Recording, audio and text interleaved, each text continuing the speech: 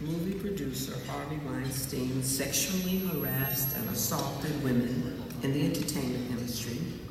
He intimidated employees into aiding his predatory behavior.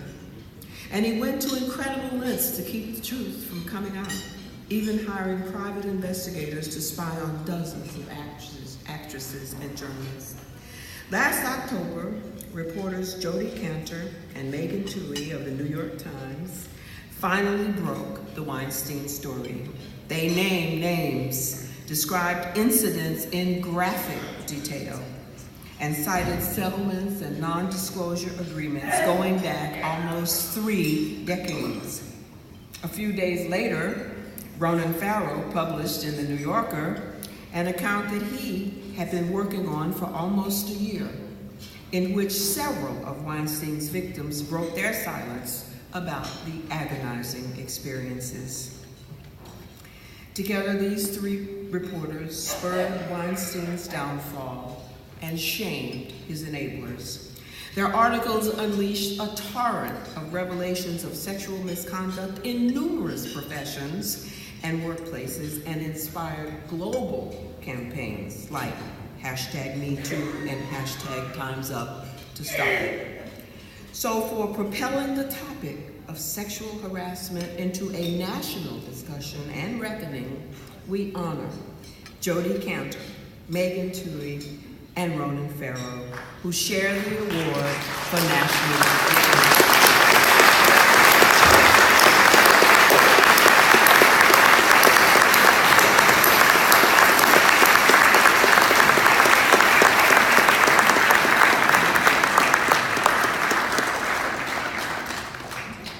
Thank you so much, John, Charlene, the Polk Committee, and to everyone here as well.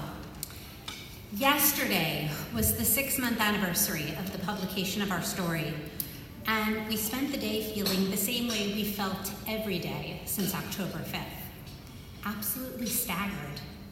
We feel especially staggered because we remember the very tentative beginning of this investigation. We had almost no information. Megan was still on maternity leave. Even getting the actresses' phone numbers seemed like it would take a whole investigative process unto itself. Hollywood sources were telling us we would never get the story, and even if we did, nothing would change.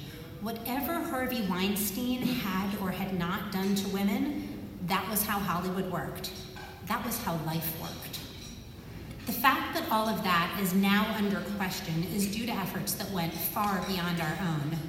Arthur Sulzberger, Dean Baquet, Matt Purdy, Rebecca Corbett, you took every ounce of the rigor and might and experience of the New York Times, and you used it to confront a bully and to protect women. The word editor barely does justice to the intensity and integrity that Rebecca Corbett brings to a project like this. The word love might do justice to the devotion we feel towards you. Together you pushed us to gather as much evidence and documentation as possible, settlements, memos, internal company records, so that we could break the he said, she said cycle and give the brave women who came forward a mountain of evidence to stand on. And we weren't alone. Our colleagues Emily Steele and Mike Schmidt pioneered a new model of sexual harassment reporting that used settlements, which had always been used to silence allegations, to reveal them instead. The fact that we're now having a national debate about the morality of NDAs and confidentiality agreements is due in no small part to their groundbreaking work. The moral horror of the Weinstein story is how somebody could have racked up 40 years of allegations without anybody stopping him, and with more and more people helping him along the way. Thank you to Susan Dominus, Steve Eder, and Jim Rutenberg for investigating and telling that story with us. Thank you to Ronan for your own remarkable contributions to this story. Thanks to our husbands and our daughters. In reporting this story, Jodi and I had a mantra that we shared with victims and that got us through our hardest days. We said, we can't change what's happened to you in the past, but the power of journalism is that we may be able to turn your pain to some constructive purpose. And maybe if we work together, we can help other people. Perhaps, just perhaps, all this private pain can be turned into collective strength. In the end, so many courageous women said yes to that proposition of ours, and our ultimate thanks is to them. A few weeks after our story was published, we went to dinner with Ashley Judd, where she was given an award for being a named source in our story. That's what her award plaque literally said, for being a named source. For journalists like us, the Polk Award is the honor of a lifetime, but seeing our source get an award for telling the truth, that's the world that all of us here want to live in. Thanks so much.